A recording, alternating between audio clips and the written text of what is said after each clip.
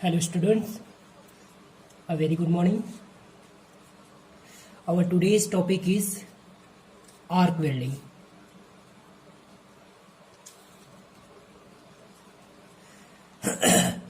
हम लोग वेल्डिंग में चल रहे थे. In last session we have covered gas welding, specially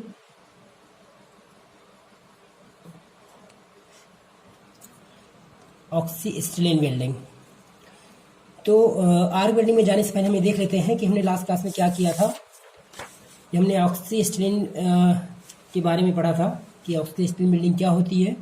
और लास्ट मैंने एक क्वेश्चन भी पूछा था आपसे कि आपको इसमें टाइप्स ऑफ फ्लेम्स बताने थे. That means how many types of flames can be generated with the appropriate proportion of the oxygen and acetylene. ठीक है ना.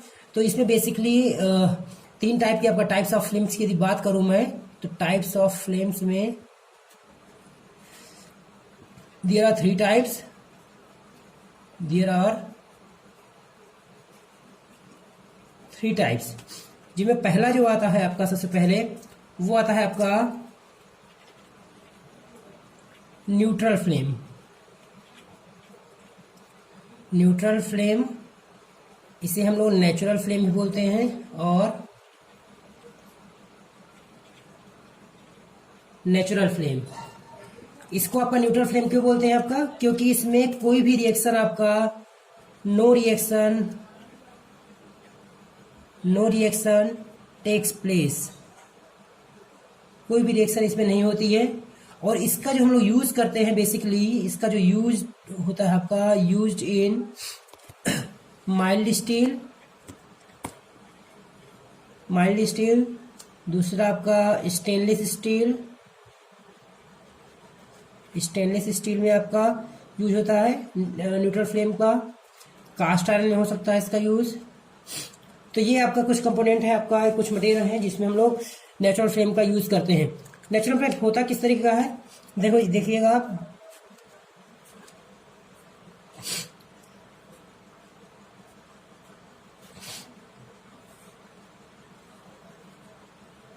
ये कुछ इस तरीके का है आपका जो फ्लेम है. इसमें आप देख पा रहे होंगे 2 जोन है.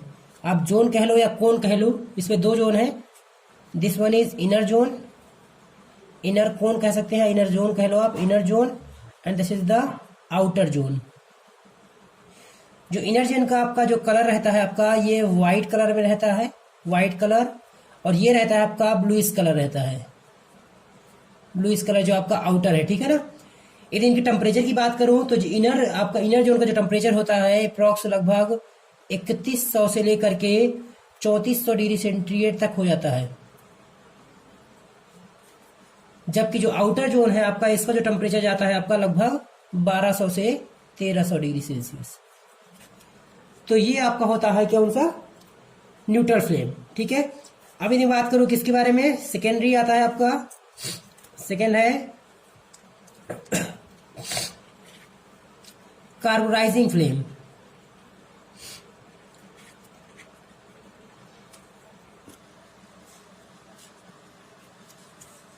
कार्बोनाइजिंग फ्लेम में सबसे पहली चीज जो आती है, there will be chemical reaction takes place. यहां पे आपका केमिकल रिएक्शन हो सकती है. तो यहाँ पे जो ऐसे मटेरियल का हम लोग यूज करते हैं, क्या बोलते हैं, जो कार्बन को एब्जॉर्ब करके वहां पे मेटल कार्बाइड बनाते हैं. क्या बनाते हैं आपका? मेटल कार्बाइड बनाते हैं. ठीक है ना. कार्बन का इसमें देखिए जनरली क्या होता है, इसमें जो आपका न्यूट्रल फ्लेम में क्या बोलते हैं, जो रेशियो होता है आपका किसका, ऑक्सीजन का, और क्या बोलते हैं, जो भी हम लोग फ्यूल यूज करते हैं, दैट मीन्स एसिटिलीन कह सकते हैं, वो आपका इक्वल रहता है. दैट इज 1:1 रहता है. जबकि यहाँ पे क्या होता है, ऑक्सीजन के कंपैरिजन में कि आपका जो फ्यूल है, दैट मीन्स जो एसिटिलीन है, उसकी मात्रा ज्यादा होती है. फॉर एग्जाम्पल यदि 1.5 आपका एसिटिलीन है तो क्या होता है, यहाँ पे 1 क्या होता है आपका, जो ऑक्सीजन होता है. ठीक है. तो ये आपको किसके बारे में है, कार्बोनाइजिंग फ्लेम के बारे में. ठीक है ना. इसका यूज कहाँ करते हैं, used in medium carbon steel हो गया, या फिर आपका निकेल है, एक्सेट्रा। इन सब में आपका यूज होता है, जहां पे क्या होगा, ये वो मटेरियल है जो कार्बन को एब्जॉर्ब कर सकते हैं, ठीक है, एब्जॉर्ब करके आपका आयरन कार्बाइड बनाते हैं। हाँ, इसमें इसका जो डायग्राम है आप देख लें, सॉरी,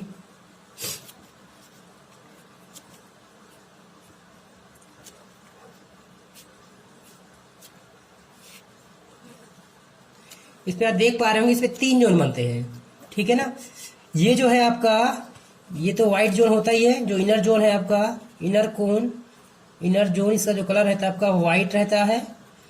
और जो बाहर वाला रहेगा तो वो तो जो आउटर जोन है, आउटर जोन, ये तो आपका ब्लूइश ही रहता है, ठीक है। बट जो इंटरमीडिएट जोन है आपका, ये आप देख पा रहे हैं लंबा सा इंटरमीडिएट जोन, इसका जो कलर रहता है वो रेडिश रहता है, रेडिश कह सकते हैं आप, या ऑरेंज कह सकते हैं, रेडिश कलर का रहता है। और टेम्परेचर की यदि बात की जाए यहाँ पर, ठीक है ना, तो जो इनर कोर का टेम्परेचर रहता है वो लगभग आपका 2900 से लेकर के 3200 डिग्री सेल्सियस तक रहता है, ठीक है। जो आपका इंटरमीडिएट जोन है आपका, वो आपका 2100 डिग्री सेल्सियस तक पहुंचता है टेम्परेचर इसका। और जो आउटर का तो वो सेम ही रहता है, लगभग सबका 1200 से 1300 डिग्री सेल्सियस रहता है, ठीक है। तो ये आपका है किसके बारे में, कार्बोनाइजिंग फ्लेम। लास्ट वन आता है आपका कौन सा, third one, oxidising flame. Oxidising flame नाम से लग रहा है, इसमें क्या होगा, जैसे लास्ट वन में कार्बोनाइजिंग फ्लेम में क्या था आपका, एसिटिलीन की मात्रा ज्यादा थी, ठीक है ना। तो ऑक्सीडाइजिंग फ्लेम में क्या होगा, यहाँ पे ऑक्सीजन की मात्रा ज्यादा रहती है। ऑक्सीडाइजिंग फ्लेम में ऑक्सीजन, दैट मीन्स ऑक्सीजन जो होता है, ऑक्सीजन वो फ्यूल के कंपैरिजन में ज्यादा होता है। दैट मीन्स यदि आप जैसे 1.5 आप ये कंसीडर कर रहे हैं, तो आपका जो क्या बोलते हैं, जो स्पिन होगा आपका वो 1 ही होगा। और इसका जो हम लोग यूज करते हैं आपका, वो हम लोग करते हैं किसमें, कॉपर एलॉयज में। कॉपर एलॉयज में इसका यूज होता है आपका, जैसे ब्रास हो गया, ब्रॉन्ज हो गया, एटसेट्रा, इन सब में इसका यूज होता है। इसका डायग्राम आप देख लो, इसमें भी आपका जैसे आप इसमें भी 2 ही जोन होते हैं, जैसे कि फर्स्ट वाले में था, ठीक है ना। ये आपका ये हो जाएगा इनर जोन, और ये आपका आउटर जोन, ठीक है। ये आपका कलर, इसका इनर जोन में क्या रहेगा आपका व्हाइट कलर रहेगा, आउटर क्या रहेगा वही सेम ब्लूइश कलर रहेगा, ठीक है। इसका वाइट जो इनर जोन का आउटर जोन का टेम्परेचर रहता है, ऑब्वियस सी बात है, ऑक्सीजन की मात्रा ज्यादा है तो ये पूरी तरह से आपका स्टीलिन को जला पाएगी, उसको बर्न कर पाएगी, तो उसका टेम्परेचर आपको बहुत ज्यादा पहुंच जाता है। दैट इज सबसे ज्यादा। जनरली आपको कितना मिला था पहले, 3100 से 3400 मिला था, ठीक है ना, 31 से 3400 मिला, इसमें आपको 2900 से 3200 मिला। बट इसमें क्या रहता है आपका, इसमें जो रहता है आपका लगभग 3300 से 3500 रहता है, 3300 से 3500 डिग्री सेल्सियस, ठीक है ना। ये आपका इनर जोन का, और आउटर जोन का तो वही है सेम, 1200 से 1300। तो ये पूछा जा चुका है कई बार, टाइप्स ऑफ फ्लेम। तो ये इसका आंसर था, शायद ही किसी ने आंसर दिया हो, तो इसको आप सीरियसली लें। टाइप्स ऑफ फ्लेम क्या होता है इसको आप नोट कर लीजिएगा। तो हम अपने नेक्स्ट टॉपिक में आते हैं, जो हम लोग पढ़ने वाले हैं, दैट इज आर्क वेल्डिंग, ठीक है ना। हाँ जी, जैसे कि आपने गैस वेल्डिंग में देखा था, with the help of flames क्या करते थे हम लोग, जो 2 पेरेंट मटेरियल होते थे जिनको ज्वाइन करना होता था, उनको हम लोग क्या करते थे, उनको मोल्टन स्टेट में लाने के लिए उनको टेम्परेचर प्रोवाइड करते थे, हीट करते थे, ठीक है ना, with the help of flame, यानी गैस फ्लेम की सहायता से हम लोग वहां पे उसको हीटिंग करते थे। बट यहाँ पे क्या होता है कि in place of gas flames, in place of gas flame, यहाँ पे हम लोग क्या करते हैं, इलेक्ट्रिक आर्क का यूज करते हैं आपका उसको हीट करने के लिए, ठीक है ना। पेरेंट मटेरियल को हीट करने के लिए क्या करते हैं हम लोग, इलेक्ट्रिक आर्क का यूज करते हैं। उसके बाद जाके आप यहाँ पे ज्वाइनिंग प्रोसेस आपका होता है, ठीक है। तो that means method of fusion, it is the method of fusion, it is the method of fusion welding, in which the metals at the joint is heated to molten state by an electric arc. ठीक है, ये आपका difference होता है किसमें, gas welding और arc welding में। Arc column is generated between an anode and the cathode. Anode क्या होता है आपका, यानी कि एक टाइप जिसे हम लोग इलेक्ट्रोड को हम लोग एनोड बोल देते हैं, electrode and the cathode metal to, जो मेटल हमारा ज्वाइन होने वाला, metal to be joint.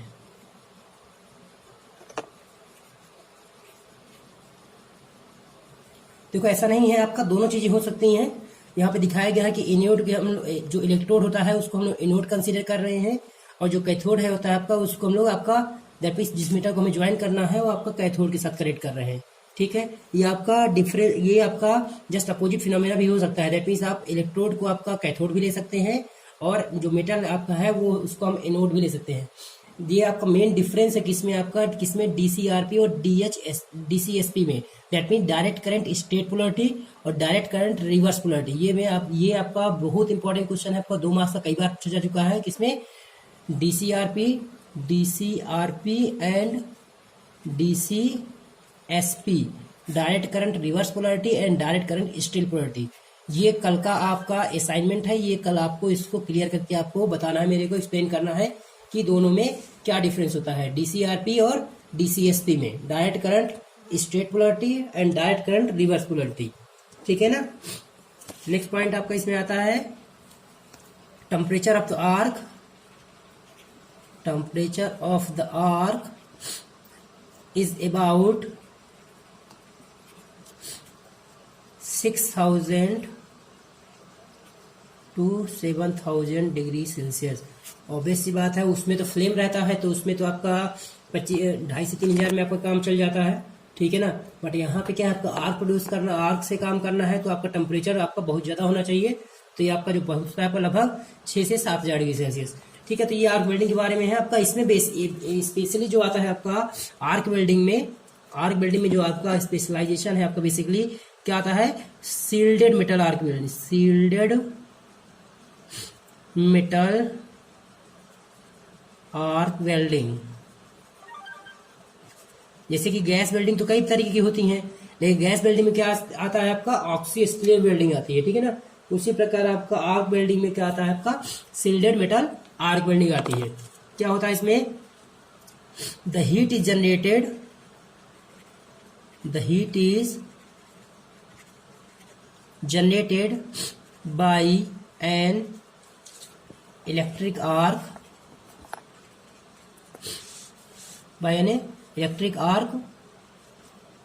between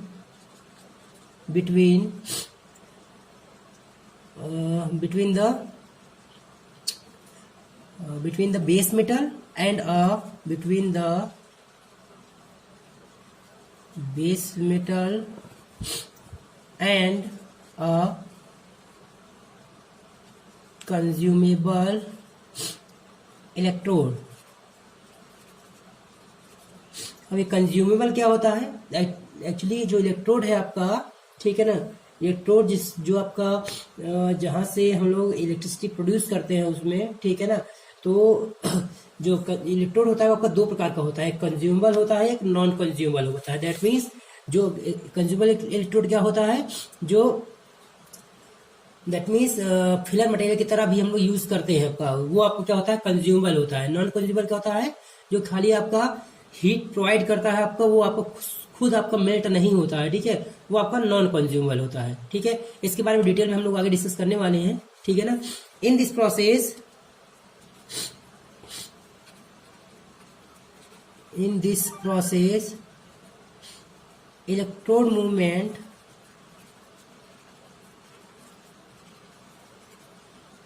is manually controlled.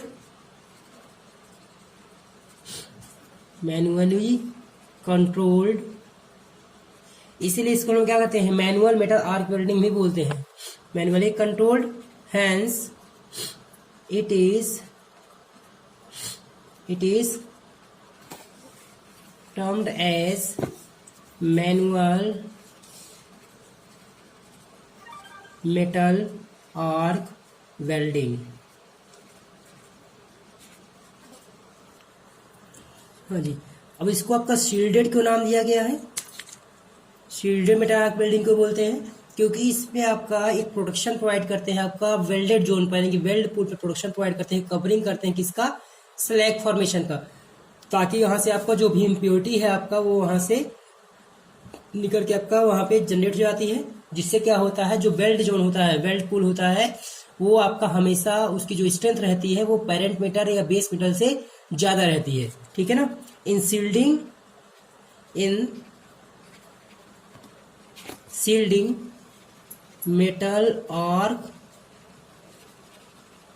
welding, the protection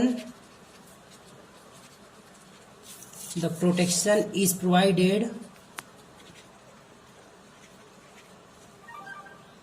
of पहला नंबर a slag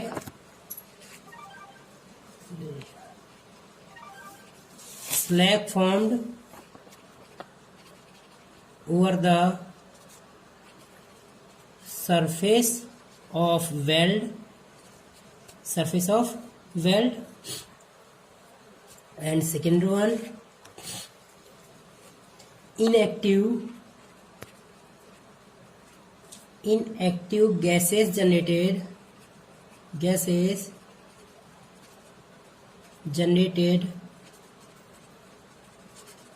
through thermal decomposition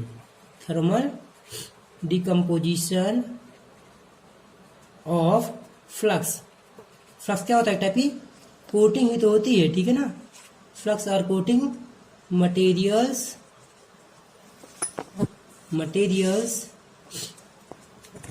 on the electrode. और एक चीज और है, इसका जो आपका जो आर्क वेल्डिंग है आपका, उसमें आप एसी करंट या डीसी करंट दोनों यूज कर सकते हैं. ठीक है ना. और जो एसी करंट होता है आपका वो तो अल्टरनेटिंग करंट, उसमें आपको पता ही है. बट जो डीसी होता है उसी में आप डायरेक्ट करंट में ही आपका दो पोलैरिटी आती है. आपका ध्यान रखना, डीसीएसपी और DCRP, that mean direct current straight polarity and direct current reverse polarity, उसी में आता है. और यही आपको डिफरेंस आपको यहाँ पर कल एक्सप्लेन करना, आपको बताना है. ठीक है ना. यही आपका कल का असाइनमेंट है. This process can use both AC and DC. The constant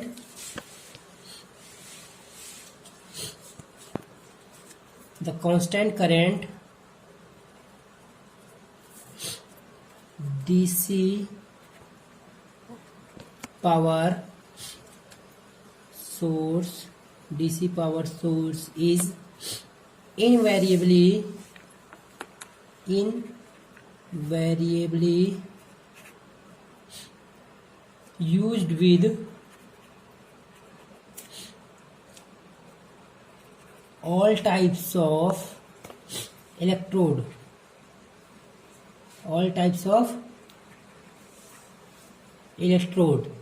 irrespective of base metal. That mean किसी भी टाइप का इलेक्ट्रोड ये यूज कर सकता है. दैट मीन किसी टाइप का मतलब क्या है, फेरस और नॉन फेरस, FERROUS, फेरस और नॉन फेरस, दोनों टाइप के आपका इलेक्ट्रोड इसमें यूज होते हैं. AC can be unsuitable, AC can be unsuitable for certain types of electrode and base material. base that means क्या है, आपका जो एसी सोर्स है, आपका एसी सप्लाई है आपका, वो कुछ आपका कुछ मेटेरियल के लिए आपको सुटेबल नहीं होता है, ठीक है, कुछ आपका बेस मेटेरियल के लिए सुटेबल नहीं होता है। देखो, और जो मेन पॉइंट है एक, जो सील्डेड मेटल आर्क वेल्डिंग है, shielded metal arc welding SMAW normally uses constant current type of power source with welding current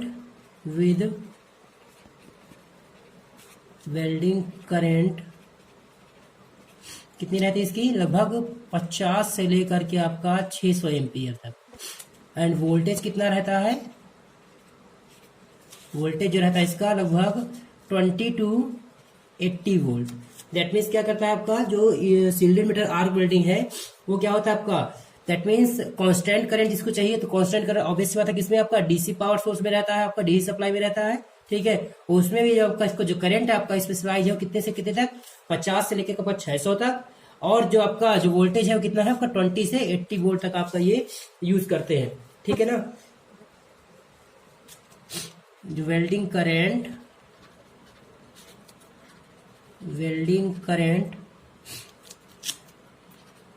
जो कि एम्पियर में है, is generally selected in range of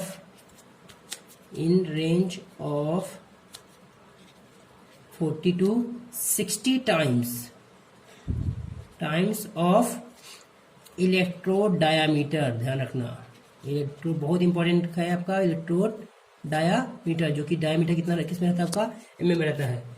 ये 40 से 60 गुना आपका रहता है आपका इलेक्ट्रोड डायमीटर का, जो भी हम लोग वहां पे वेल्डिंग करंट हम लोग यूज करते हैं। क्लियर है, ये मोस्ट इंपॉर्टेंट पॉइंट है आपका। 40 से 60 गुना आपका रहता है आपका क्या, इलेक्ट्रिक करंट किसका, इलेक्ट्रोड डायमीटर का, जिसका हम लोग यूज करते हैं। तो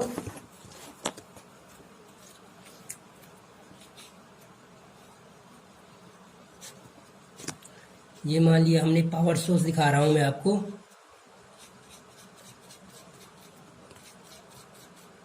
ठीक है। यहाँ पे ये इसके 2 टर्मिनल्स दिखाए गए हैं, ठीक है। ये आपका क्या है, आपका पावर सोर्स, ये there are 2 terminals, that means एक क्या होगा आपका, एक एनोड से जुड़ा होगा, एक आपका कैथोड से, ठीक है ना। तो मान लिया जैसे ये आपका वर्क पीस है, फॉर एग्जाम्पल ये आपका वर्क पीस है, जिस पे हम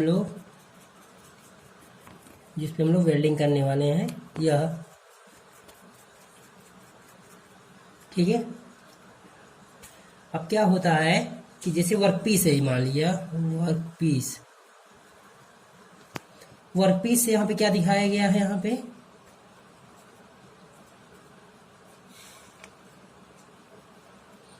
ये वर्क पीस से क्या है,